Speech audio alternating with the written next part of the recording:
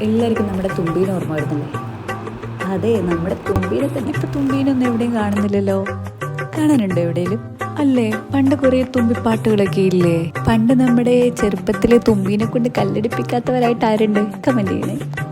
അല്ല, ഇനി നമ്മുടെ തുമ്പീനൊക്കെ എല്ലാരും മറന്നുപോയോ ഗൈസ്?